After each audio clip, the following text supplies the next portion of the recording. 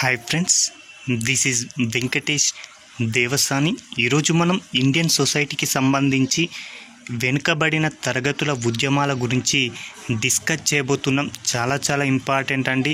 Polity point of వ్యూలో, Indian history point of వ్యూలో, Indian సొసైటీకి సంబంధించి అన్ని అంశాలు ఈ యొక్క టాపిక్లో అయితే మనకి కవర్ కాబోతున్నాయి. అందులో భాగంగా ఫస్ట్ మనకి వెనుకబడిన తరగతుల ఉద్యమాలు అనేవి రావడానికి గల ప్రధాన కారణం తెలుసుకున్న తర్వాత ప్రశ్నలను అయితే డిస్కస్ చేద్దామండి.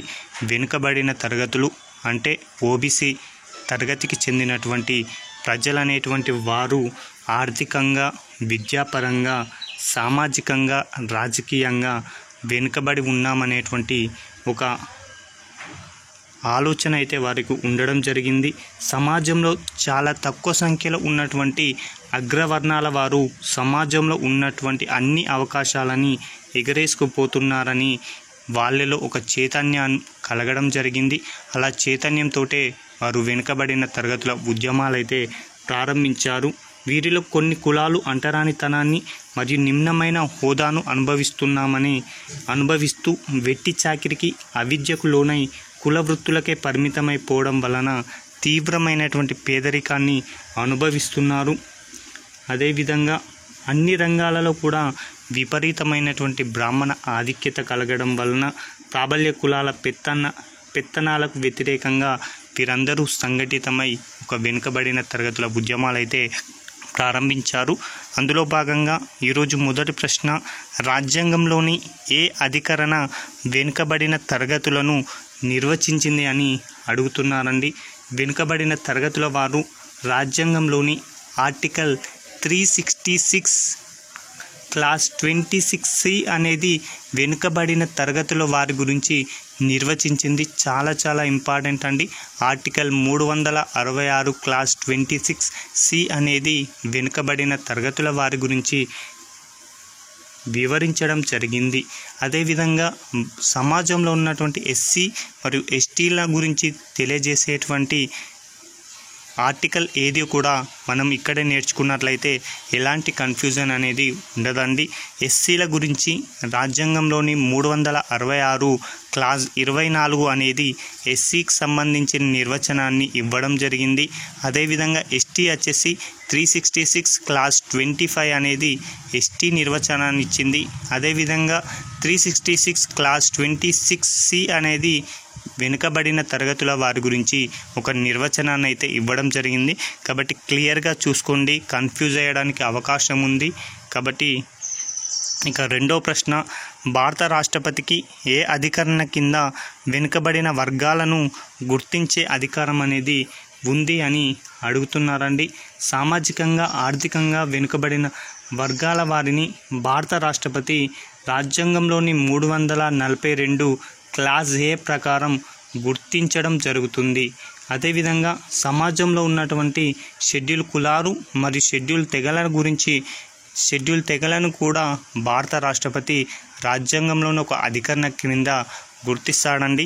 అందులో భాగంగా ఎస్సీలని 341 క్లాస్ 1 ప్రకారం ఎస్సీలను గుర్తిస్తాడు.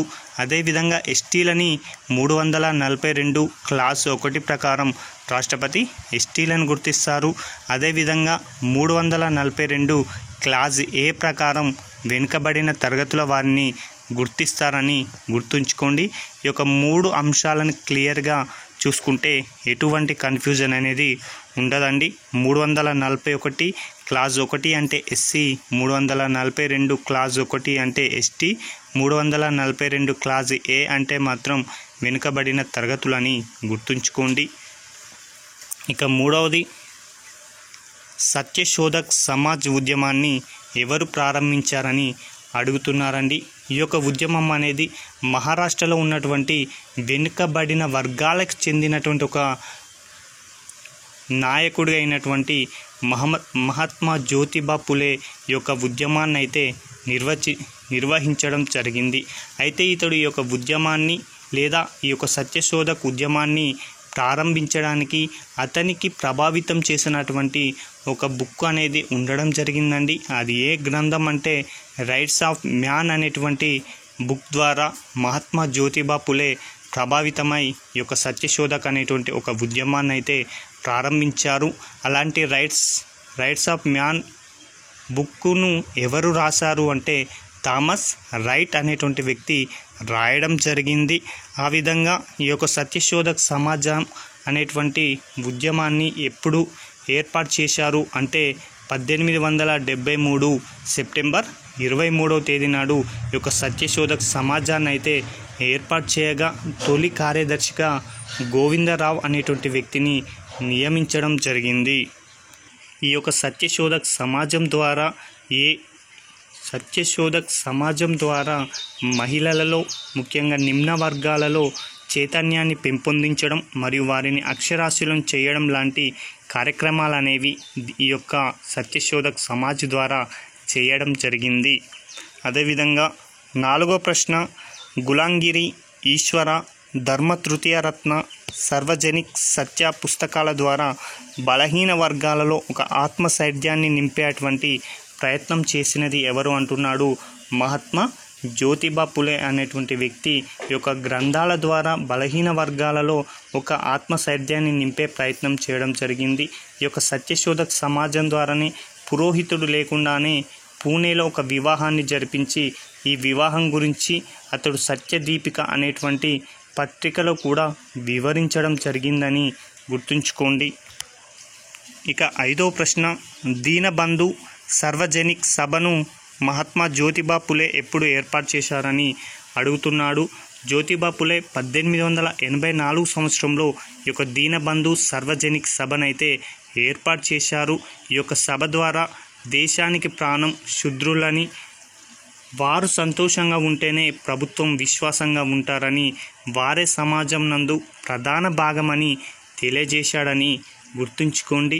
మహాత్మా జ్యోతిబా పులే గురించి మరికొన్ని అంశాలు కనుక మనం నేర్చుకున్నట్లయితే, జ్యోతిబా పులే స్త్రీలకు విద్యను అందించేందుకై తన భార్య అయినటువంటి సావిత్రిబాయి పులేని చదివించి ఆమెను ఉపాధ్యాయురాలుగా మార్చి స్త్రీలలో విద్యా వ్యాప్తి కోసమై పాటుపడ్డాడు. మరియు వితంతువుల సౌకర్యార్థం 1852 మరియు 64 సంవత్సరాలలో వితంతు ఆశ్రమాలను కూడా ఏర్పాటు చేశారని గుర్తుంచుకోండి. 6వ ప్రశ్న, జస్టిస్ ఉద్యమాన్ని ఎవరు ప్రారంభించారని అడుగుతున్నారు. ఫస్ట్ మనకి జస్టిస్ ఉద్యమం అనేది ఎక్కడ ఈ యొక్క ఉద్యమం రావడం జరిగింది అంటే తమిళనాడు రాష్ట్రంలో. ఈ యొక్క తమిళనాడు రాష్ట్రంలో ఉన్నటువంటి బ్రాహ్మణ వర్గానికి వ్యతిరేకంగా 1916-17 మధ్యకాలంలో ఈ యొక్క జస్టిస్ ఉద్యమం అయితే రావడం జరిగింది. అలాంటి ఉద్యమాన్ని 3 ప్రారంభించడం జరిగిందండి. అందులో ఒకరు త్యాగరాయ శెట్టి, మరొకరు సిఎన్ మొదలియార్, మరొకరు టిఎన్ నాయర్లు. ఈ 3 కలిసి బ్రాహ్మణ వర్గానికి వ్యతిరేకంగా ఈ యొక్క జస్టిస్ ఉద్యమాన్ని అయితే ప్రారంభించడం జరిగింది. ఈ యొక్క జస్టిస్ ఉద్యమంలో రెడ్డి, కమ్మ, బలిజ, మొదలియార్ కులాలకు చెందినటువంటి ప్రజలు ఎక్కువ సంఖ్యలో పాల్గొన్నారు అని గుర్తుంచుకోండి. ఇక 7వ ప్రశ్న, తమిళనాడులో ఆత్మగౌరవ ఉద్యమాన్ని ప్రారంభించిన వారు ఎవరు అని అడుగుతున్నారు. తమిళనాడు రాష్ట్రంలో పెరియార్గా పిలువబడేటువంటి ఈవి రామస్వామి నాయకర్ గారు ఈ యొక్క ఆత్మగౌరవ ఉద్యమాన్ని అయితే ప్రారంభించారు. ఈ యొక్క ఉద్యమాన్ని గతంలో ఏర్పాటు చేసినటువంటి జస్టిస్ పార్టీలో అంతర్భాగంగా ఈ యొక్క ఉద్యమాన్ని అయితే ప్రారంభించారని గుర్తుంచుకోండి. అయితే పెరియార్ ఈ యొక్క హిందూ మతాన్ని, కుల వ్యవస్థను తీవ్రంగా విమర్శించేవాడు. అందుకే ఇతడు బ్రాహ్మణులు మరియు పురోహితులను కూడా వ్యతిరేకించి హిందూ మత గ్రంథాలను వ్యతిరేకించాలి, కుల వ్యవస్థను వ్యతిరేకించాలి, అదేవిధంగా నాస్తికవాదాన్ని వ్యతిరేకించాలి, స్త్రీ పురుషులు సమానమని తన యొక్క సందేశాలను అయితే ప్రజలకి ఇవ్వడం జరిగింది. అదేవిధంగా ఈవి రామస్వామి నాయకర్ 1926 సంవత్సరంలో ఆత్మసమ్మాన్ సమితిని కూడా ఏర్పాటు చేయడం జరిగింది. ఇక 8వది, కుడి అరస్సు అనేటువంటి ఒక తమిళ వార్తాపత్రికను ఎవరు ప్రారంభించారని అడుగుతున్నాడు. పెరియార్గా పిలువబడేటువంటి ఈవి రామస్వామి నాయకర్ 1925 సంవత్సరంలో ఈ యొక్క కుడి అరస్సు అనేటువంటి పత్రికను ప్రారంభించారు. వీరే రావణ వివాదానికి కూడా కారకుడిగా చెప్పుకుంటారండి. ఇతని యొక్క ముఖ్య ఉద్దేశం ఏంటి అంటే ద్రావిడ సాంప్రదాయం ప్రకారమే వివాహం జరగాలని పిలుపునివ్వడం జరిగింది. మరొకటండి 9వ ప్రశ్న 1944 సంవత్సరంలో ద్రావిడ కజగం అనేటువంటి పార్టీని ఎవరు స్థాపించారు అని అడుగుతున్నారండి. గతంలో ఈ యొక్క ఈవి రామస్వామి నాయకర్ జస్టిస్ పార్టీలోనే కొనసాగుతుండేవాడు. 1938 సంవత్సరంలోనే జస్టిస్ పార్టీకి అధ్యక్షుడిగా కూడా ఉండడం జరిగింది. ఆ తదుపరి ఆ యొక్క జస్టిస్ పార్టీలో తలెత్తినటువంటి విభేదాల కారణంగా ఈవి రామస్వామి నాయకర్ గారు బయటకి వచ్చి 1944 సంవత్సరంలో జస్టిస్ పార్టీ నుంచి వేరుపడి ద్రవిడ కజగం డీకే అనేటువంటి పార్టీని ఏర్పాటు చేసి ద్రావిడిస్తాన్ అనేటువంటి ఒక ప్రత్యేక వాదననైతే తీసుకురావడం జరిగింది. ఈ ద్రావిడిస్తాన్ యొక్క ముఖ్య ఉద్దేశం ఏంటి అంటే ఉత్తర భారతదేశం వారు మరియు దక్షిణ భారతదేశం వారు వేరువేరుగా దేశాలు ఏర్పాటు చేసుకోవాలనేటువంటి ఒక వాదననైతే తీసుకురావడం జరిగింది. ఆ 1946-47 కాలంలోనే ప్రత్యేక పాకిస్తాన్ డిమాండ్కు సమర్థించి మద్దతును తెలియజేసినటువంటి వ్యక్తి ఎవరు అంటే ఈవి రామస్వామి నాయకర్. ద్రావిడిస్తాన్ అనేటువంటి భావనను తీసుకొచ్చింది కూడా ఈవి రామస్వామి నాయకర్ అని గుర్తుంచుకోండి. ఇక 10వ ప్రశ్న, ఈరోజు చివరి ప్రశ్న, ద్రావిడ మున్నేట కజగం అనేటువంటి పార్టీని ఎవరు స్థాపించారని అడుగుతున్నారండి. ఈ ద్రావిడ మున్నేట కజగం అనేటువంటి పార్టీని 1949 సంవత్సరంలో సిఎన్ అన్నాదురై అనేటువంటి వ్యక్తి ఈ యొక్క డిఎంకే పార్టీని ఏర్పాటు చేశారండి. ఇతడు జస్టిస్ పార్టీలోనే ఉండే. ఆ తదుపరి ఈవి రామస్వామి నాయకర్తో తలెత్తిన విభేదాల కారణంగా కేవలం 5 సంవత్సరాల వ్యవధిలోనే ఒక డిఎంకే పార్టీని 1949లో ఏర్పాటు చేయడం జరిగింది. ఆ తదుపరి ఈ డిఎంకే పార్టీ నుంచి మరొక పార్టీ కూడా ఆవిర్భవించింది. అది 1972 సంవత్సరంలో ఏఐడిఎంకే అనేటువంటి పార్టీ అండి. ఈ యొక్క ఏఐడిఎంకే పార్టీని ఎవరు ఏర్పాటు చేశారు అంటే ఎంజి రామచంద్రన్. అది ఏ సంవత్సరం అంటే 1972 సంవత్సరం అని గుర్తుంచుకోండి. ముందుగా జస్టిస్ పార్టీ ఉండే.